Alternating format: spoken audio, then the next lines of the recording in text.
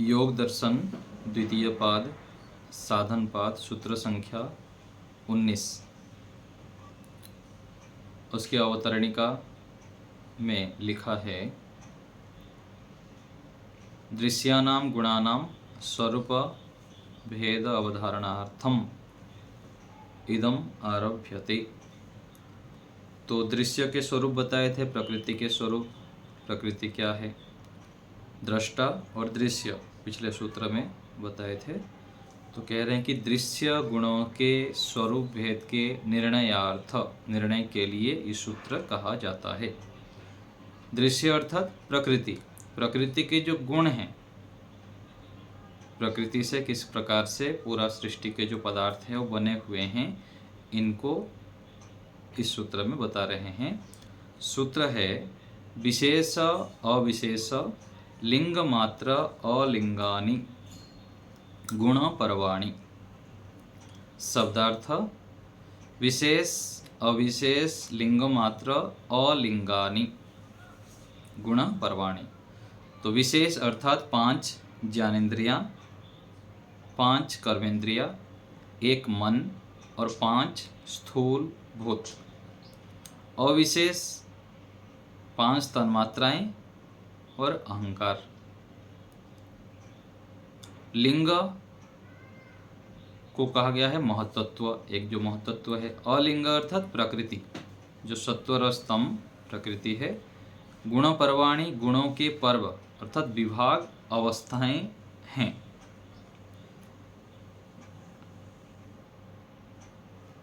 योगार्थ प्रकाश हिंदी भाग को निकालिए। तो सूत्रार्थ है विशेष अविशेष लिंग मात्र और अलिंग, ये गुणों के 4 विभाग है। गुणों के अर्थात जो मूल दृश्य है, प्रकृति है, उसको अलग अलग विभाग करके इसको नामकरण केवल मात्र कर दिया गया है, थोड़ा केवल समझने के दृष्टि से कि प्रकृति से किस किस प्रकार से संसार के अलग अलग वस्तुएं उत्पन्न होते हैं और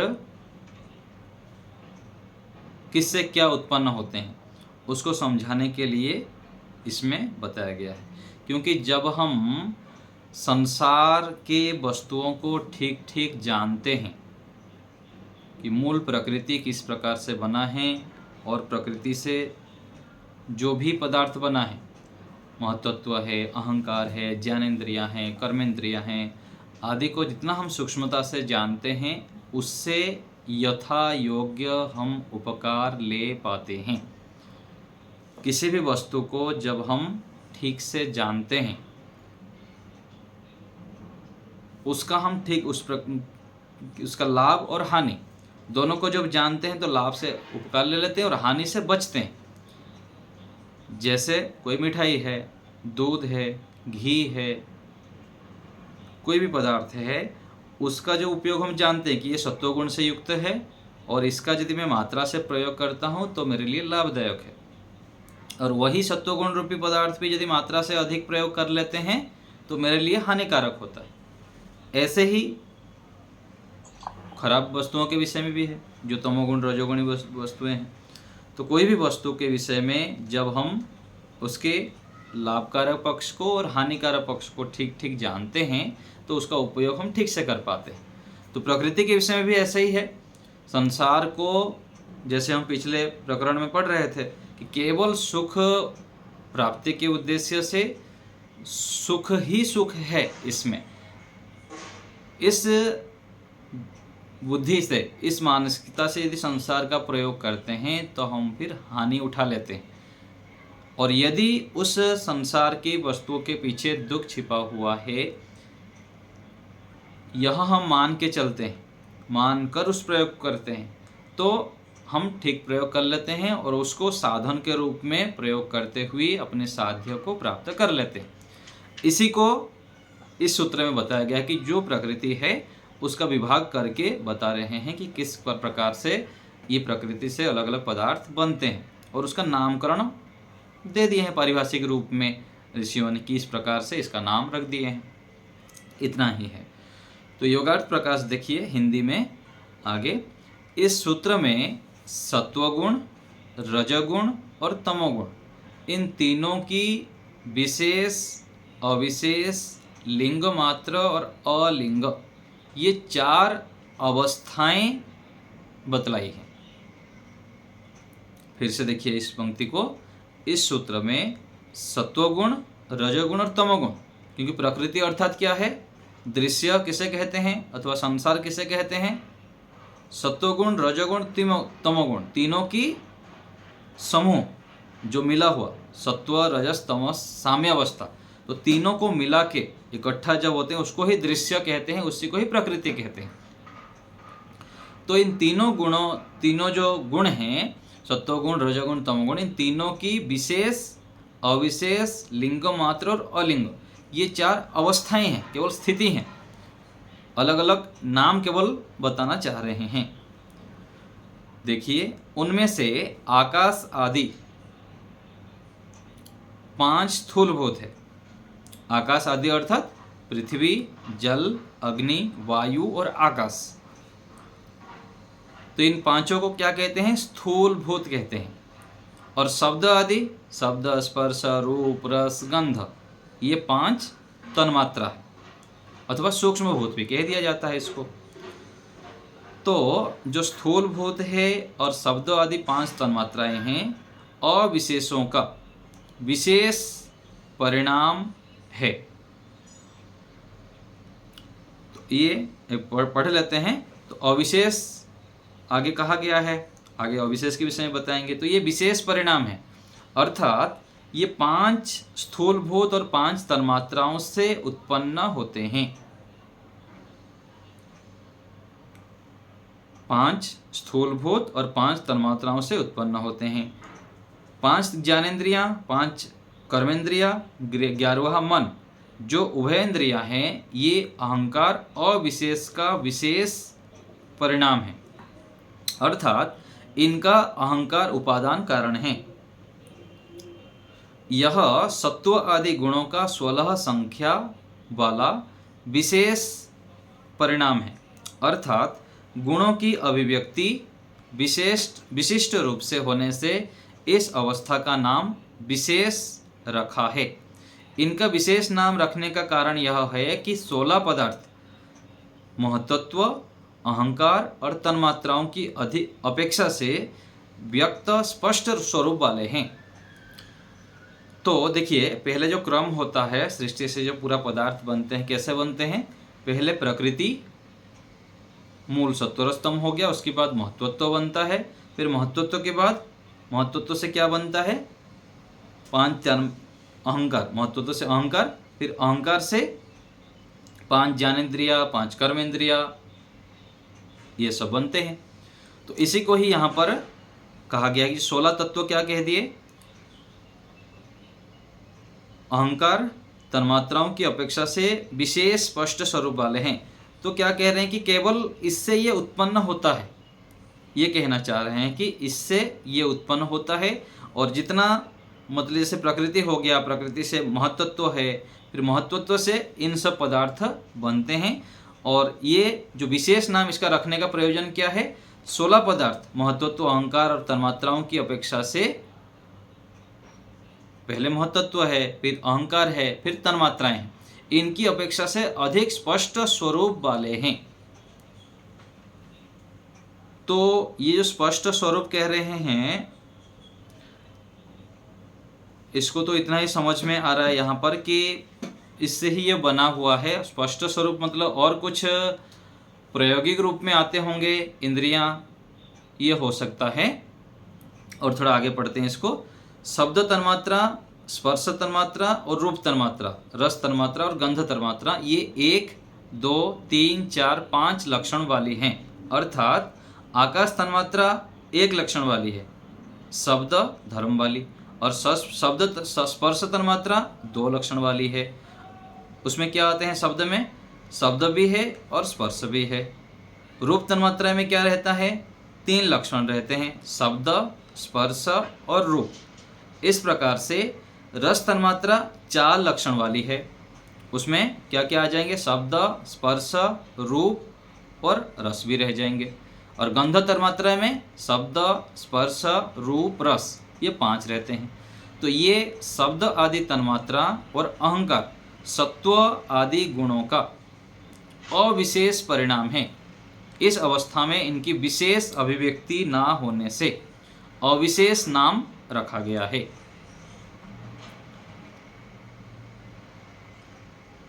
तो ये विशेष हो गया। और आगे जो इसमें क्या, जो तन्मात्राएं हैं इनको क्या रख दिए, अविशेष। तो यह अविशेष परिणाम महत्वत्व से उत्पन्न होता है, अर्थात महत्वत्व इसका उपादान कारण है। महत्वत्व को क्या कह दिए, लिंग मात्र है। महत्वत्व को लिंग मात्र नाम रख दिए क्योंकि इसमें प्रकृति से भिन्न कुछ कुछ लक्षण प्रकट होते हैं। इसका उपादान कारण प्रकृति है। और प्रकृति को क्या कहते हैं, अलिंग, क्योंकि उसका कोई भी लक्षण प्रकट नहीं होता है। तो इसको इस रूप में हम समझ सकते हैं, जैसे हम घी खाते हैं, घी हो गया, तो घी से सीधा जब हम घी को खाते हैं उसका अलग लक्षण आएगा, और घी से फिर जब मिठाई बना देते हैं तो उसका लक्ष्य परिवर्तन हो जाता है उसमें। और घी से पहले यदि हम जाएंगे तो दूध, तो मूल यदि हम देखेंगे कि दूध से ही छाछ बन रहा है और दही भी बन रही है, घी भी बन रहा है, ऐसे करके जितना जितना उसमें परिवर्तन होता रहता है, आगे से आगे प्रोसेस करते हैं, तो उसको अलग अलग हम नामकरण से नामित कर रहे हैं। दूध रहा, वो दूध प्रकृति हो गया। दूध से फिर क्या होता है, दही बनाते हैं, तो दही किस रूप में लेंगे हम, महत्वत्व के रूप में। महत्वत्व से फिर जैसे दही बना दिया, दही से फिर छाछ बनाते हैं, छाछ से फिर मक्खन बनाए, और मक्खन से फिर आगे जब मक्खन बना दिए, मक्खन उनको प्रोसेस करके घी बना दिए, और फिर घी से फिर अलग अलग प्रोडक्शन हम बनाते हैं, मिठाई में किसी भी प्रकार से हम प्रयोग करते हैं। तो ऐसे ही यहाँ पर जो पहले विशेष नाम रख दिए और आगे जो तन्मात्राएं आदि है इसको अविशेष नाम रखे, और आगे जो महत्तत्व है उसको लिंग मात्र कह रहे हैं। जैसे यहाँ पर कहे ना कि अविशेष परिणाम महत्तत्व से उत्पन्न होता है, अर्थात महत्तत्व इसका उपादान कारण है। महत्तत्व को लिंग मात्र कह दिए क्योंकि इसमें प्रकृति से भिन्न कुछ कुछ लक्षण प्रकट होते हैं। मूल तो प्रकृति में सत्वर स्तंभ रहा, और सत्वर स्तंभ से जब महत्तत्व बना गया तो उसका जो लक्षण है वो परिवर्तन हो गया, और इसीलिए उसका लिंग मात्र दिए, और मूल जो प्रकृति है उसका नाम दे दिए अलिंग, क्योंकि उसमें कोई अधिक परिवर्तन नहीं होता है। मूल उसकी जो स्वरूप है प्रकृति उसमें रहता है। तो इसको और थोड़ा पढ़ते हैं। यहाँ पर बतलाया गया है कि पृथ्वी आदि 5 भूतों का उपादान कारण 5 तन्मात्राएं हैं। जो मूल स्थूल है पृथ्वी जल अग्नि वायु आकाश, उसका उपादान कारण क्या है, 5 तन्मात्राएं हैं। और 10 इंद्रियां, जो ज्ञानेंद्रियां और कर्मेंद्रियां हैं, 10 इंद्रियां एक मन, इनका उपादान कारण क्या है, अहंकार है। और अहंकार का उपादान कारण महत्तत्व है। महत्तत्व का उपादान कारण प्रकृति है।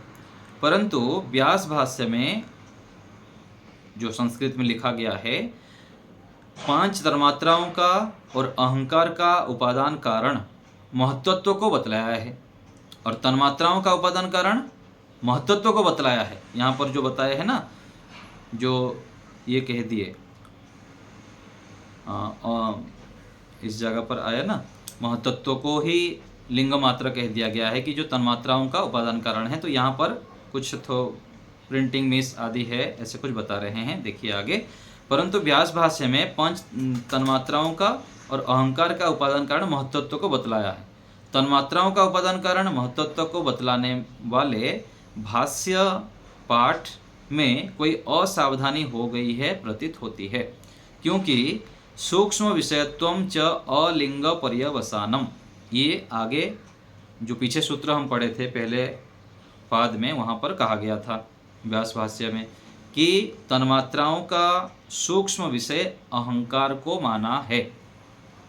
और सांख्य दर्शन के अनुसार भी अहंकार से तन्मात्राओं की उत्पत्ति मानी गई है। तो इस संदर्भ में सांख्य दर्शन के निम्न सूत्रों को देखा जा सकता है। तो सांख्य दर्शन में भी कहा गया है एकादश पंच तन्मात्रम तत्कार्यम, अर्थात जो 11 इंद्रियां हैं और 5 तन्मात्राएं हैं वो किससे उत्पन्न होता है? अहंकार का कार्य है। तो प्रकृति से महतत्व, महतत्व से अहंकार और अहंकार से ये 16 बनते हैं, मन और ज्ञानेन्द्रिया, कर्मेंद्रिया और सूक्ष्म भूत जो है। और आगे इसको भी सांख्य दर्शन में सूत्र और एक दिया है महत्व अहंकारात अहंकारात पंच तन्मात्राणि उभयम इंद्रियम। महत्व से अहंकार और अहंकार से 5 पंच तन्मात्राणि और उभय इंद्रियां। अहंकार से 5 तन्मात्रा और 2 प्रकार की इंद्रियां उत्पन्न होती है, ये भी वहाँ पर लिखा गया है। तो यहाँ पर सत्व आदि तीनों गुणों से सृष्टि की उत्पत्ति का वर्णन किया गया है। इसका जो मूल उद्देश्य यहाँ पर जो कहा गया है, ये क्या कहना चाह रहे हैं कि सत्व रस तम से इस सृष्टि की उत्पत्ति हुई है, और सृष्टि का जो उत्पत्ति का क्रम है किस प्रकार से है, इस सूत्र में मुख्य रूप से ये कहना चाह रहे हैं। और उसी को ही केवल नामकरण कर दिए कि विशेष अविशेष, इसको इस नाम से हम जानेंगे कह दिया गया है। तो मुख्य उद्देश्य है कि सत्वर स्तंभ को बताना, मूल सत्वर स्तंभ है, ये जड़ है, और इसी जड़ पदार्थ को लेकर ईश्वर ने सृष्टि की रचना किए हैं। तो जब ईश्वर सृष्टि का प्रलय करता है तो पृथ्वी आदि स्थूल भूत तन्मात्राओं में लीन हो जाते हैं, और 5 तन्मात्राएं और 10 इंद्रियां और मन अहंकार में लीन हो जाते हैं। अहंकार महत्त्व में लीन हो जाता है और महत्त्व प्रकृति में लीन हो जाता है। और यहाँ पर यह बात ध्यान देने योग्य है कि सृष्टि का प्रलय अपने आप नहीं होता है। प्रलय करने वाला ईश्वर है, बनाने वाला भी ईश्वर है, चलाने वाला भी ईश्वर है, सृष्टि का जो प्रक्रिया चल रहा है धारण करके वो भी ईश्वर है, और अंत में विनाश करने वाले भी ईश्वर ही है। तो गुणों की अलिंग अवस्था में जीवात्मा के भोग और अपवर्ग उसके हेतु नहीं होते हैं। अलिंग अवस्था अर्थात जो मूल रूप में रहता है, इसको देखिए, अर्थात ये दोनों प्रयोजन प्रकृति को उत्पन्न करने के कारण नहीं होते हैं, क्योंकि प्रकृति अनादि है। तो प्रकृति जो मूल रूप में रहता है तो ये हम प्रयोग नहीं कर सकते हैं, तो प्रलय अवस्था में रहेगा, ऐसे ही पड़ा रहेगा। जब सृष्टि रूप में आते हैं तब वह हमारे भोग और अपवर्ग को सिद्ध करा पाते हैं। मूल रूप से यदि प्रकृति ऐसे ही रहेगा तो कुछ भी नहीं कर सकते। और आत्मा भी यदि शरीर मन बुद्धि आदि ना मिले, ईश्वर बना के ना दें, तो कुछ भी नहीं कर सकता है, पड़ा ही रहेगा ऐसे ही। जैसे हम बेहोशी की अवस्था में पड़ा रहते, आत्मा पड़ा रहता है, मनुष्य शरीर जैसे हम बेहोशी की अवस्था में पड़ा रहते हैं, ऐसे ही साधनों के बिना जीवात्मा कुछ भी नहीं कर सकता है। तो भोग और अपवर्ग को तथा विशेष अविशेष और लिंग मात्र, इन 3 अवस्थाओं को उत्पन्न करने वाले कारण हैं। तो जो विशेष अविशेष महत्त्व है, महत्त्व से अहंकार है, सारे बनते हैं, ये सब क्रम से बनते हैं, वो फिर हमको भोग और अपवर्ग को सिद्ध कराने में कारण बनते हैं, साधन बनते हैं। सत्व आदि 3 गुण संसार के उत्पन्न पदार्थों में विद्यमान रहते हुए उत्पत्ति और विनाश स्वरूप वाले जैसे प्रतीत होते हैं। तो संसार का प्रत्येक पदार्थ हम देखते हैं, कभी कोई उत्पन्न होता दिखाई देता है, कोई विनाश दिखाई देता है, लेकिन मूल रूप से क्या है, जो मूल प्रकृति है वो कभी भी नष्ट नहीं होता है। जैसे हम मिट्टी से बन गया, घड़ा बन जाता है, तो उत्पत्ति हो गया, हमको दिखाई दे रहा है, और घड़ा जब ठेकरा बन जाता है, टुकड़ा हो जाता है, फिर मिट्टी में मिल जाता है। हम सोचते हैं कि नष्ट हो गया, लेकिन वो पूरा नष्ट नहीं हुआ है, केवल वो स्थूल से थोड़ा सूक्ष्म हो गया। मूल रूप में जो प्रकृति है वो कभी भी नष्ट नहीं होता है।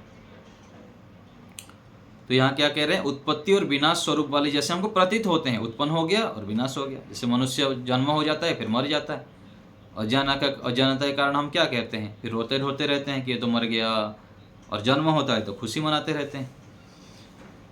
वास्तव में इन गुणों की ना उत्पत्ति होती है ना विनाश होती है। ये तो वास्तविकता है, इसी को हमको केवल समझना है।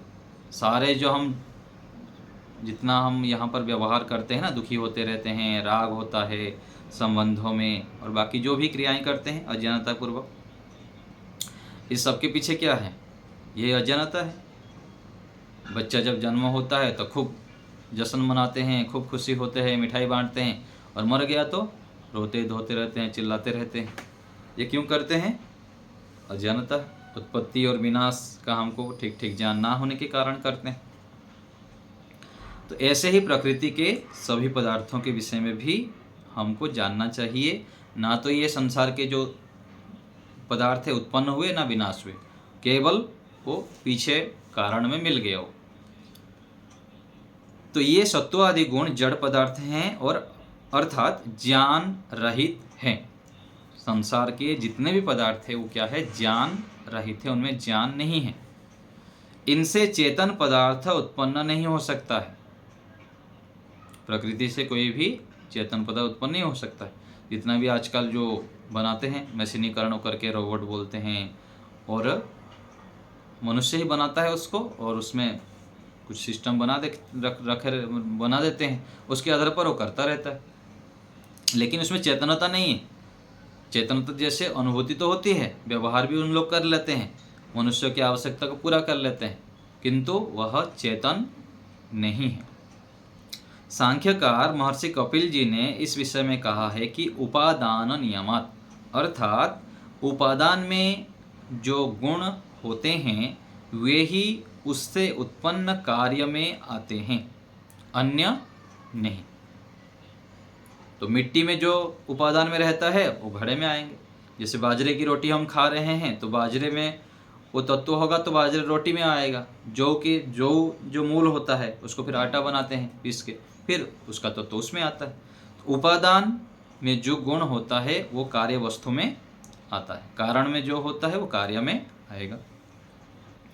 जैसे अधिकांश रूप में कहीं पर अपवाद हो सकता है, नहीं तो माता पिता के अंदर जो गुण होते हैं वो संतानों के उधर दिखाई देते हैं। अधिकांश अपवाद रूप में थोड़ा बहुत परिवर्तन हो सकता है, क्योंकि उनके शरीरों से ही संतानों का उत्पत्ति होती है।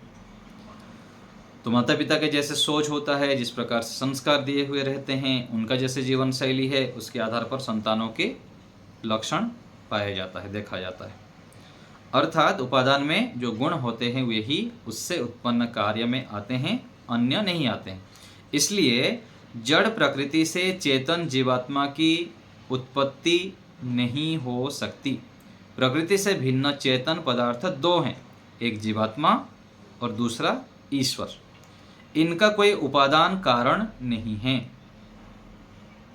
उपादान कारण मतलब कारण से कार्य होता है। जैसे घड़ा का उपादान कारण है मिट्टी, गेहूं की रोटी हम खा रहे हैं तो उसका उपादान कारण क्या है? गेहूं। तो ऐसे ही जीवात्मा का और ईश्वर का कोई उपादान कारण नहीं है, क्योंकि वो कोई बनते नहीं है। कोई भी वस्तु बनने में तीन कारण होते हैं। कई बार हम चर्चा करते रहते हैं कक्षा में। किसी भी वस्तु बनने में तीन कारण हैं, उपादान कारण, निमित्त कारण और साधारण कारण। तो जीवात्मा और ईश्वर के कोई ना निमित्त कारण है ना उपादान कारण है। इसलिए ये अनादि है और अनंत है। अनादि अर्थात कभी इनकी आदि नहीं हुई है और ना अंत होगा। सृष्टि क्या है? अनादि है और अनंत है, उसका आदि हुआ है। ईश्वर ने प्रकृति के पदार्थ को लेकर संसार को बनाए हैं, और अंत में जब उसका समय पूरा हो जाएगा फिर परमात्मा अंत कर लेंगे, नष्ट कर लेंगे। संसार का निमित्त कारण है ईश्वर है, लेकिन जीवात्मा और ईश्वर के कोई ना निमित्त कारण है ना उपादान कारण। इनका कोई उपादान कारण नहीं है और ये भी किसी के उपादान कारण नहीं। जीवात्मा से कोई बन जाता है ऐसा नहीं। अज्ञानता के कारण तो बोल देते हैं जो कुछ संप्रदाय वाले हैं कि ये जो हम हैं क्या है? ब्रह्म का ही अंश है। सर्वम ब्रह्म, सर्वम खलु इदम ब्रह्म, ईश्वर का ही हम अंश है। तो उन लोग भूल जाते हैं कि ईश्वर तो इतना ज्ञानवान है, इतना बलवान है, इतना सदा प्रसन्न रहते हैं, लेकिन जीवात्मा उसका अंश है तो उसके अंदर तो कुछ दिखता नहीं। तो क्या है, अज्ञानता के कारण ऐसे मान्यताएं बना दी। जीवात्मा कोई परमात्मा का अंश नहीं है, क्योंकि अंश जो होता है, अंश के अंदर जो गुण होता है वो आता है। लेकिन ईश्वर का यदि अंश होता जीवात्मा, तो उनका गुण तो दिखता नहीं। ये तो दुखी होता रहता है, परेशान रहता है, अज्ञानता में डूबा रहता है, जबकि परमात्मा ज्ञान स्वरूप है। कभी भी अज्ञान का लेस मात्र भी नहीं। तो जीवात्मा और परमात्मा स्वरूप से दोनों अलग अलग हैं और प्रकृति अलग है। तो संसार में 3 वस्तुएं हैं, एक ईश्वर, एक जीवात्मा जो हम हैं, और प्रकृति। तो प्रकृति के स्वरूप को बताने के लिए, मूल प्रकृति से किस प्रकार से संसार बना हुआ है, इसको दर्शाने के लिए इस सूत्र को बताए हैं। तो इसलिए इन 3 गुणों की 4 अवस्थाओं को जानकर ईश्वर को साध्य, जीवात्मा को साधक और प्रकृति को साधन मान करके कृतकृत्यता को सिद्ध करना चाहिए। तो ईश्वर क्या है, साध्य है, और हम जीवात्मा क्या है, साधक है, और ये प्रकृति क्या है, साधन है। हमारा दुख का कारण क्या है, ये जो प्रकृति है इसको हम साध्य मान लेते हैं। धन संपत्ति कमाना, साधनों को इकट्ठा करना, ये क्यों करते हैं हम, क्योंकि इसको साध्य मान लेते हैं। साधन होना कोई दोष नहीं है, धन संपत्ति होना दोष युक्त नहीं है, लेकिन उसके पीछे जो हमारा भाव है, हमारा जो ज्ञान है, उसके कारण हम दोषी बनते हैं। उसके कारण हम वस्तुओं का प्रयोग ठीक ठीक नहीं कर पाते हैं और दुखी रहते हैं, स्वयं भी दुखी रहते हैं, दूसरों को भी दुखी करते हैं। तो ये कहना चाहते हैं ऋषि लोग, ईश्वर भी यही कहना चाहते हैं कि ईश्वर को ही आप साध्य मानिए, मोक्ष को ही साध्य मानिए, और संसार के जितने भी व्यक्ति हैं, वस्तु हैं, ये बाधक नहीं हैं। इनको जब हम ज्ञान पूर्वक प्रयोग करते हैं, यही हमारे लिए साधक बनते हैं, उपयोगी बनते हैं, और हमको लक्ष्य की ओर ले जाते हैं, लक्ष्य प्राप्ति में सहायक बनते हैं। तो ये प्रकृति के विषय में भी हमें इस प्रकार से जानना चाहिए। तो अभी आप लोग को कुछ पूछना हो तो बताइए। जी माता जी बताइए, निर्मला माता जी। नमस्ते आचार्य जी नमस्ते। ये दो तो अनादि समझ जाते हैं, ये ईश्वर और जीवात्मा। हाँ जी। प्रकृति का तो बदलती है, इसलिए ये किस तरह से अनादि प्रकृति, ईश्वर और जीव जो है, तो वो अनादि मानते हैं। हाँ, प्रकृति के विषय में अनादि जो मैं यहाँ बोल दिया ना, तो हाँ, हो जाता है। मूल जो प्रकृति है, मूल जो प्रकृति है उसका कोई उत्पत्ति नहीं किया है, जो सत्वगुण, रजोगुण और तमोगुण है। प्रकृति से बना जो पदार्थ है उसका आदि है, वो सादी है, जो संसार है। मूल प्रकृति को कोई बनाया नहीं है। सत्वगुण, रजोगुण और तमोगुण है, ये अनादि, क्योंकि इसका भी कोई आदि नहीं है, वो रहता है, पड़ा रहता है ऐसे। समझ रहे हैं माता जी? हाँ, संसार जो है, जगत जो है, ये तो सादी है, उसका आदि है। फिर उसी हिसाब से हमारे पास गिनती है, आज 1,96,08,53,000 जो हम अभी गिनती करते हैं, ये तो उसके आधार पर करते हैं। संसार की आयु है, मूल प्रकृति जो है उसका कोई आदि नहीं है, इसलिए उसको अनादि कहते हैं। प्रकृति का इसका मूल नहीं, सत्वरजम रजोतम जो बताए उसका कोई भी जो है वो नहीं है। हाँ नहीं, मतलब उसकी आदि नहीं है, वो अनादि है। मूल जो सत्वरजतम प्रकृति है का विनाश होता है जी, तो वो वैसे ही रहता है, बस हाँ उसका विनाश होता है। जी जी जी, ये अनादि कह जाते हैं। हाँ हाँ, इसलिए अनादि कहते हैं जी। बहुत अच्छा है। लता माता जी।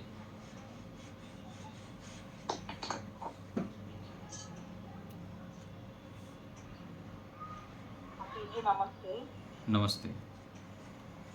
ये जो 5 ज्ञानेंद्रिय, कर्मेंद्रिय और मन को मिलाकर 11 हुआ, और 16 का जो ये और 5 कौन सा है, मूलभूत का 5 तन्मात्राएं। आकाश। 5 ज्ञानेंद्रियां, 5 कर्मेंद्रियां और 5 तन्मात्राएं, अच्छा। ये 15 हो गए। तन्मात्रा अर्थ, हाँ जी, तन्मात्रा कौन सी तन्मात्रा अर्थात जो मतलब? शब्द, स्पर्श, रूप, रस, गंध, ये जो 5 तन्मात्राएं से 5 स्थूलभूत बनते हैं। पृथ्वी, जल, अग्नि, वायु, आकाश, इनका जो कारण है ये तन्मात्राएं हैं, सूक्ष्म भूत है। ठीक है ना। और ये जो इनका उपादान बोल रहे हैं कि अहंकार है, ये कैसा मतलब? हाँ, अहंकार मतलब उससे ये बना हुआ है। उपादान अर्थात क्या है? जिससे जो बनता है। जैसे घड़ा का उपादान कारण क्या है? मिट्टी है। तो ऐसे ही ये जो तन्मात्राएं आदि बने हैं, इनके उपादान कारण क्या है? अहंकार है। अहंकार का उपादान कारण क्या है? महत्त्व है। महत्त्व का उपादान कारण क्या है? प्रकृति है, सत्व, रज, तम। तो अहंकार कैसे मतलब उपादान का कारण हुआ? ये अहंकार अहंकार कैसे उपादान कारण हुआ? क्योंकि उससे वो बना है ना, जिससे जो बनता है, जो बना हुआ है उसका उपादान कारण उसको कहेंगे, जिससे वो बना हुआ है। अहंकार जो हम अभी व्यवहार में अभिमान करते हैं वो अहंकार नहीं है, वो एक तत्व है। मैं की जो अनुभूति है, मैं हूँ, अच्छा। मैं हूँ की जो अनुभूति है, ये अहंकार के कारण होता है। ये एक अलग ये है, अपने अस्तित्व का जो ये होता है ना, मैं हूँ, अपना अस्तित्व एक रहता है, ये अहंकार है। और ये जो अहंकार करते हैं, अभी जो मिथ्या अभिमान करते हैं अथवा अहंकार करते हैं, तो अज्ञानता के कारण करते हैं। अपने आप को बड़ा मानना, ईश्वर को स्वामी नहीं मानना, बड़ों के उपकारों को स्वीकार ना करना, मैं ही सब कुछ हूँ, मेरा ही सब कुछ है, मेरा ज्ञान, मेरा बल, मेरा धन आदि आदि जो अभिमान करते हैं, ये तो दोषयुक्त है, ये अलग अहंकार है। ठीक है। प्रतिमा माता जी। अब हाँ, बोलिए बोलिए लता माता जी। दूध से जैसे आप बोले ना, दही, दही से छान लेते, हाँ जी। तो इसका लिंग मात्र और अलिंग, इसका स्टेप बताएंगे मतलब अहंकार को क्या बोलते हैं, देखो है क्या? हाँ, इसका भी इस प्रकार से ही होगा। जैसे महत्त्व से, महत्व प्रकृति को हम मान लिए दूध मान लेते हैं, दूध के बाद फिर हम महत्त्व को मान लिए दही मान लेते हैं, दही से फिर आगे हम छाछ बनाते हैं तो उसको अहंकार मान लीजिए। इस रूप से कर सकते हैं। अच्छा, ठीक। तो एक मूल तत्व से फिर बहुत सारे पदार्थ बनता है। प्रतिमा माता जी। आचार्य जी नमस्ते। तो जो प्रकृति में सत्व, रज, तम गुण है, ये क्या इक्वल प्रोपोर्शन में रहते हैं प्रकृति में? उसका तो हाँ इक्वली मान सकते हैं। कितना कितना रहते हैं उसका तो मुझको अभी ध्यान नहीं आ रहा है, कितनी मात्रा में रहते हैं कि पूरा मान लीजिए कि 100% बन के बनता है तो 33 ही रहेगा। हो सकता है सत्व रज तम तीनों के एक इकट्ठा ही रहते होंगे, लेकिन उससे जो पदार्थ बनते हैं, जैसे महत्त्व बना, तो महत्त्व जो बनता है तो उसमें थोड़ा बहुत कम ज़्यादा होगा।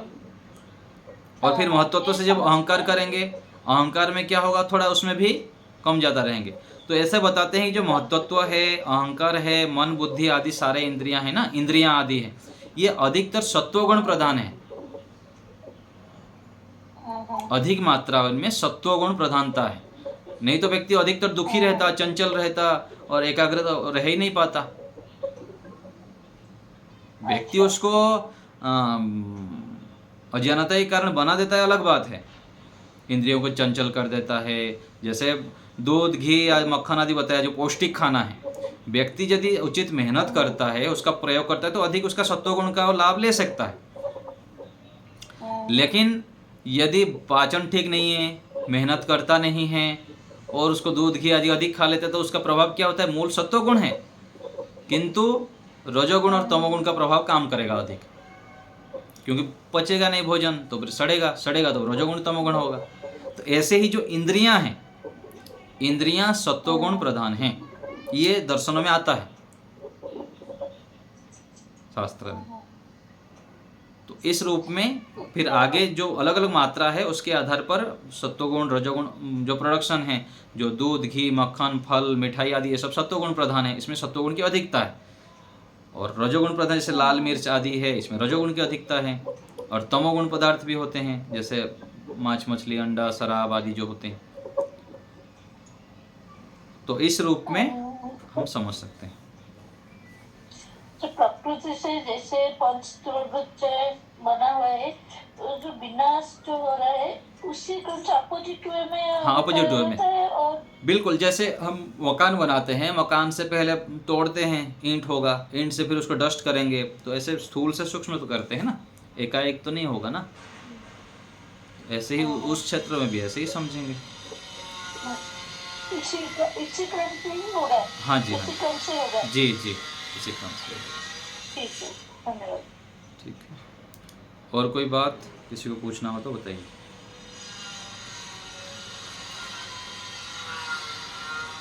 ठीक हो गया, तो इसको आप लोग थोड़ा पढ़ लेंगे जो भी विषय हैं। तो मूल रूप से यही कहना चाह रहे हैं प्रकृति के विषय में कि प्रकृति के पदार्थों को हम ठीक ठीक जानें और उससे हम उपयोग लें।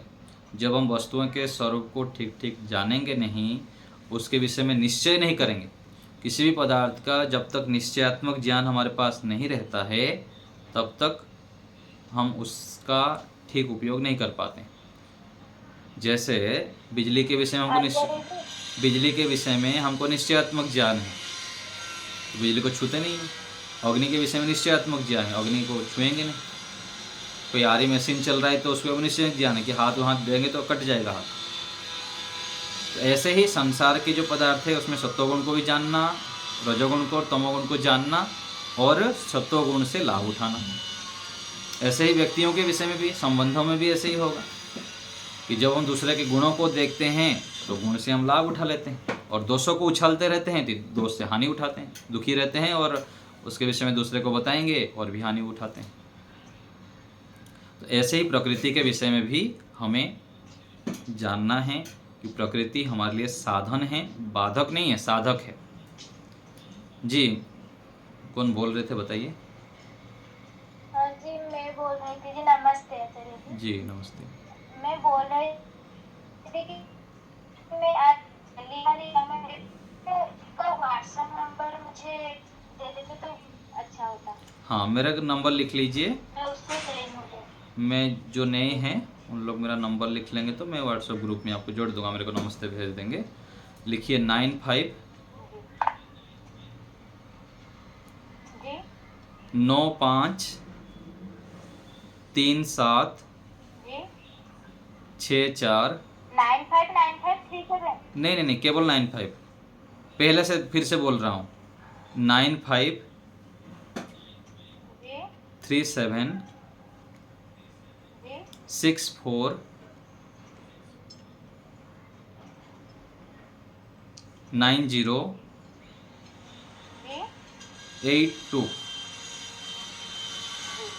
हो गया। ठीक है, 9537649082। तो इसमें मुझको नमस्ते लिख के भेज देंगे और ग्रुप में आपको जोड़ दूंगा, योग दर्शन ग्रुप में, तो आपको सूचनाएं मिल जाएगा। ठीक है, तो आज यहीं रखते हैं, और किसी को कुछ पूछना है बोलना है तो बताइए। चलिए।